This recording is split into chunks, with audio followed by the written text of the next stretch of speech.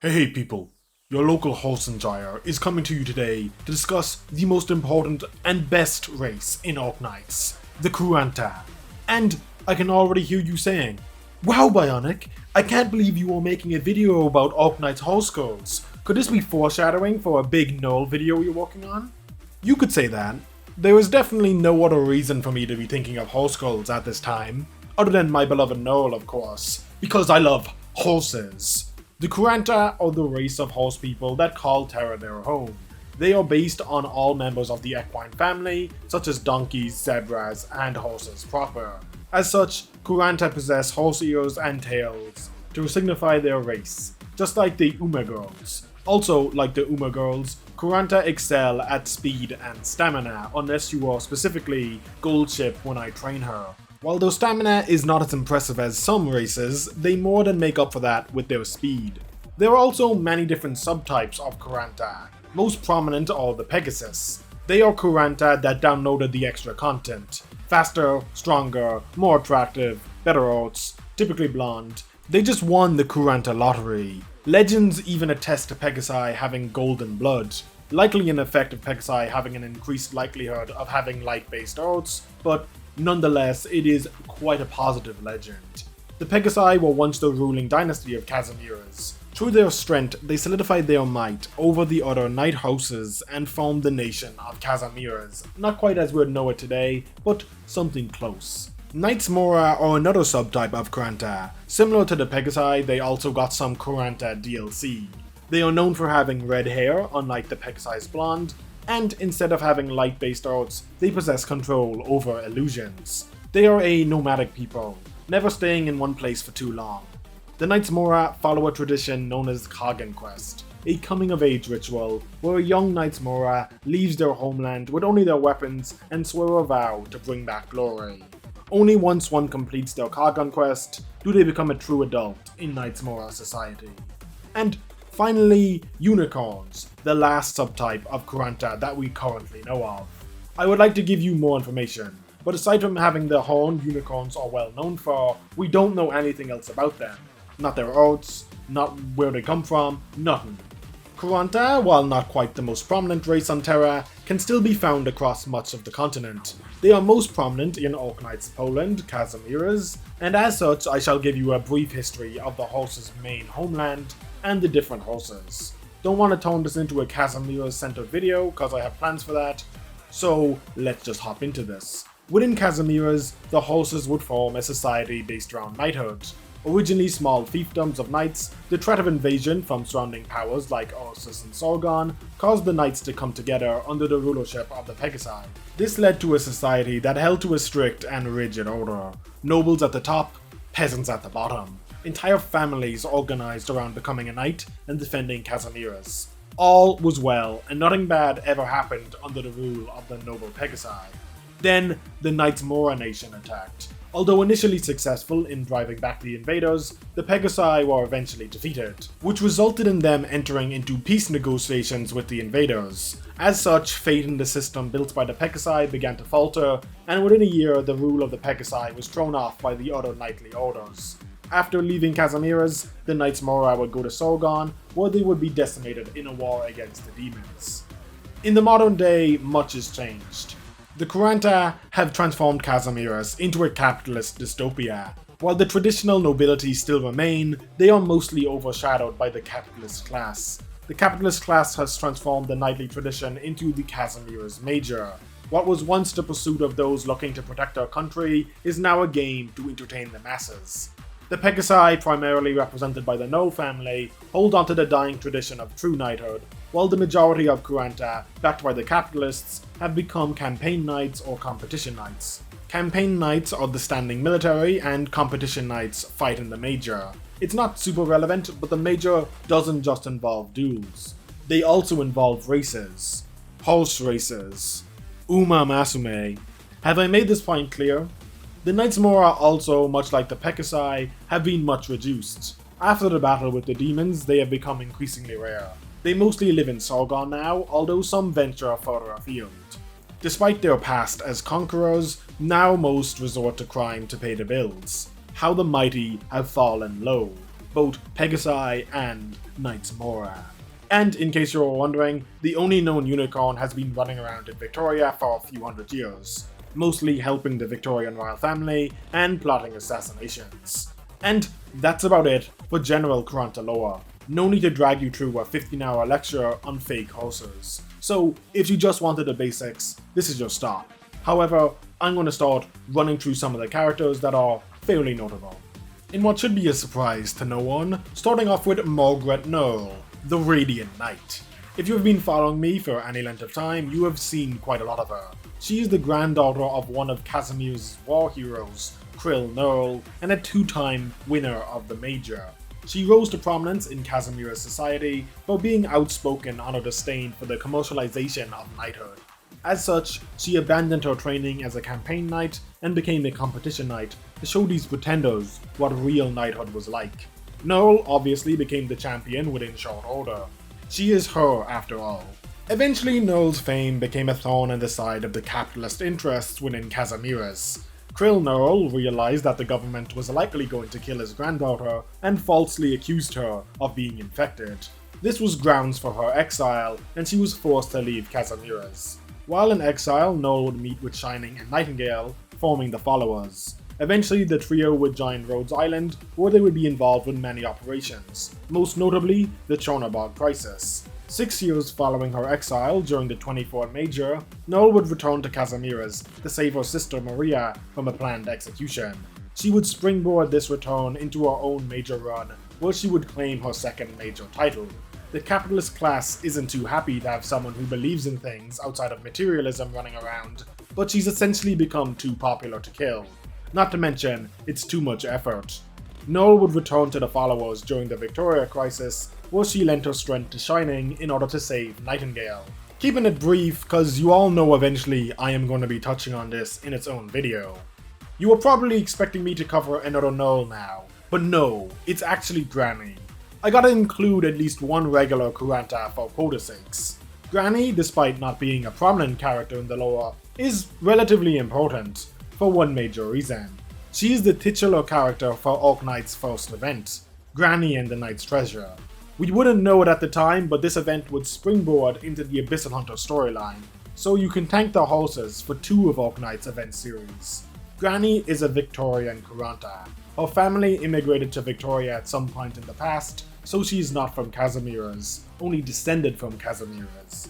She was originally a policewoman filled with ideals, helping others without strings attached, really embodying the knightly spirit. Unfortunately, she would become infected and had to leave Victoria. She made her way to Rhodes Island and became a field operator there. She still tries to help those around her to the best of her abilities, but ultimately, she is an ordinary person, helping those that she has the power to help. Although if a fish lends her a hand, she can accomplish great things. I hope she gets more focus in the future because she is a relatively interesting character, and I want to see them take that initial character and bring her into the future. Maria Nearl, more commonly known as Blemishine, is the younger sister of Nearl. While not quite as radiant as her sister, she still shines brightly. Despite not having the desire to become a knight, when faced with the possibility of her family losing their status as a knight house, she sprung into action. Joining the Casimir's Major, she struggled to make her way through the rounds. Unlike Margaret, who was essentially a fully trained knight, when she joined the Major, Blemishine preferred to spend time forging weapons. As such, she only achieved hard-fought victories, primarily through exploiting the competition knights who were forced to use new gear by sponsors, and as such were not in the best condition, or by simply outlasting overconfident knights through sheer grit. Unfortunately, trying to embody true knightly virtue didn't earn her any favors from the capitalists overseeing the Major, so they set her up in a match that she was doomed to lose, and ensured the commentator wouldn't call the match until Blemishine was a red stain on the ground. Fortunately, Nearl returned to rescue her sister from certain debt, managing to even the odds and securing Blemishine another victory in the Major. Blemishine would take a step back following this. Not only was she not at all ready for the level of competition she was going to face, the Radiant Knight of Casimir's was here to claim victory for House Nearl. Nearlight would put her lack of strength on full display as he was effortlessly captured by the Armless Union and would have been killed if not for one of Mlynar's friends, Tola. Despite that, she was able to show off her yet untapped potential in a battle against Tola, where her golden blood showed Tola that perhaps Margaret wasn't the Nearl he was looking for. There was definitely more to come from Maria's knightly journey, but we should move on to the next Nearl, Mlynar. It's probably becoming clear that I have a certain family that I shower love and affection upon. Speaking of, because she's not getting her own section, Zofia is great too. Stop treating her as a background Nearl character, hippogriff. Anyway, back to the horse uncle. The youngest son of Krill Nearl, Mlynar was once a knight like Margaret, chivalrous and strong. He spent much of his youth in the shadow of his older brother Schnitz, who essentially was the Margaret to his Maria. As such, instead of becoming a shining knight like his brother, Mlynar spent his time traveling the countryside with his heterosexual life partner Toland. He became known for his ruthless yet precise enactment of justice, striking down those who sought to disrupt the order of Casimiras. Everything changed when his brother and sister-in-law went missing without a trace. The Knight Order was less than forthcoming with information, and after years of searching, Mlynar became disillusioned with knightly idealism. As such, Margaret would become the knightly head of the family, as he had abandoned that life for an office job.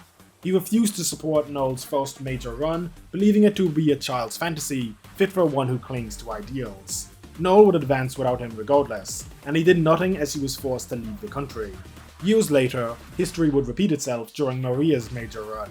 He rejects her desire to maintain the dignity of the Nearl family, as he sees no value in modern Casimiras. Even when Maria is going to be killed, Mlynar does nothing. After Margaret's return, he takes an even more aggressive stance, demanding that she leaves the country before she makes things even worse. Unswayed by his words, Mlynar challenges her to a duel, but the man who has given up on his knightly ideals cannot hope to stand against one who is firmly rooted in them. Despite his misgivings about her major run, he still hires Toland to protect his family during the major. Good thing too, cause Maria is kidnapped. Because of this, Mlynar reluctantly helps out the infected, warding off the Armless Union goons by aura forming on a bench with Shining. Despite what he said himself, Nearl's actions do eventually get through to her uncle. During the final match of the tournament, Mlynar would once again confront the Armless Union, humbling the assassin Rai by effortlessly placing his sword against the man's neck. After the major, he even took it a step further by tracking down the head of the Armless Union and threatening to kill him if he ever laid a hand on one of his family again. With his knightly passion reignited, Mlynar returns to his search for his missing family, although he will get wrapped up in some other shenanigans along the way, and even disappoint a certain fallow deer with his appearance. Platinum, real name Centauria, or Flatinum if you're a real one, is a former competition knight turned assassin turned Rhodes Island operator.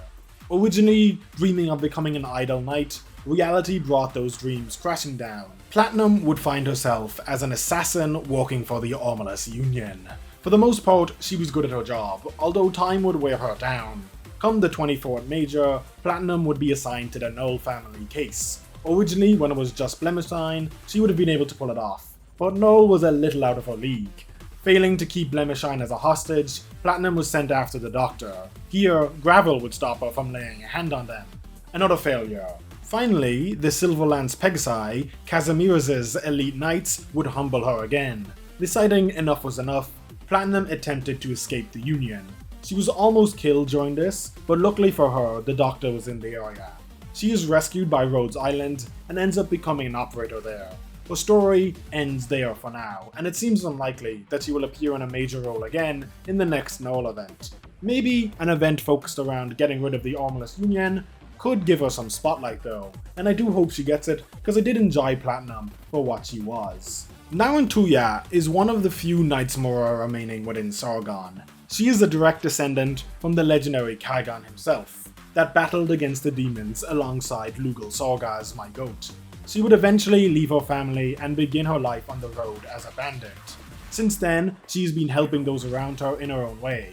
Unfortunately, because of this, she's been unable to break out of the trap of a level 1 D&D party in terms of holding on to money and being famous. Mainly because she keeps spending money on giving her subordinates better lives. Nevertheless, her Kagan quest forces her to continue onwards, even when she denies actually wanting to do it.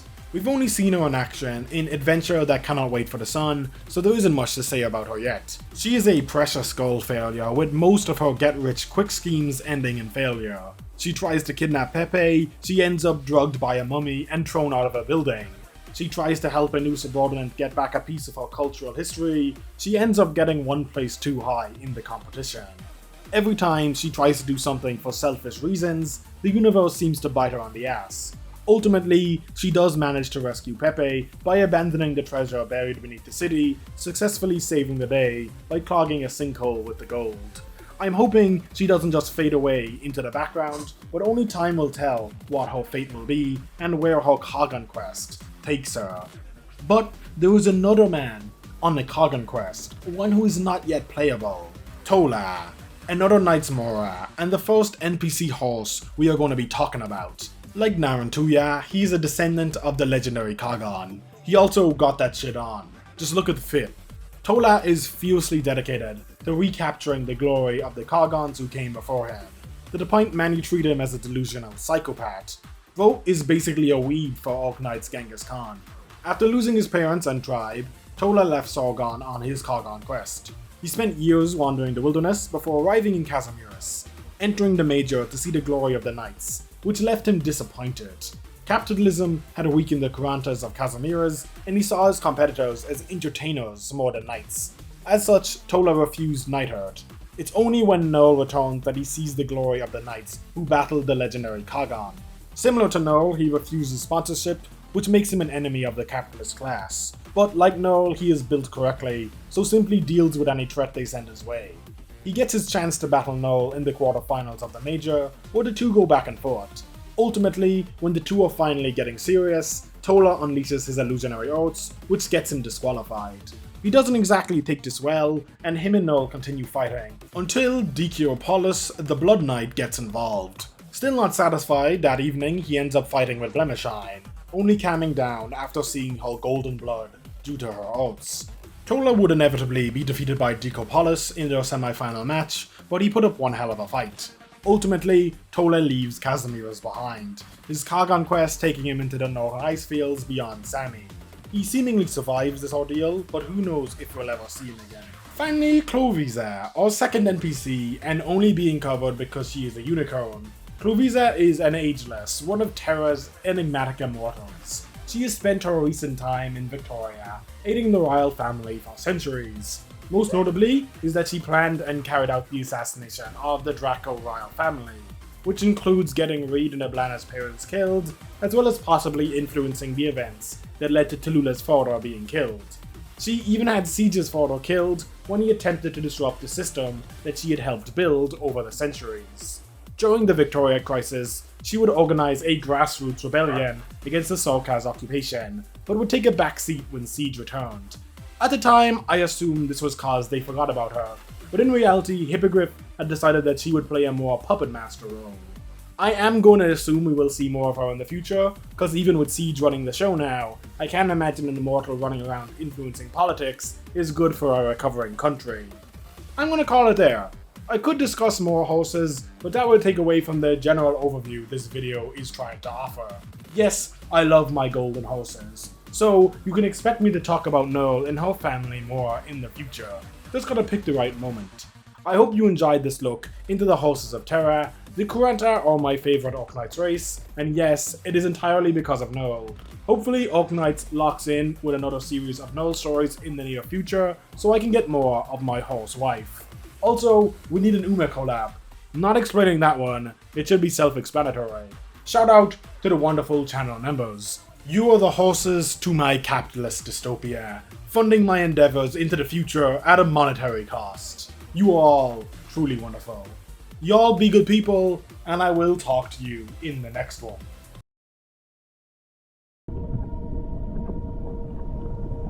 The giant horse conch weighs over 11 pounds.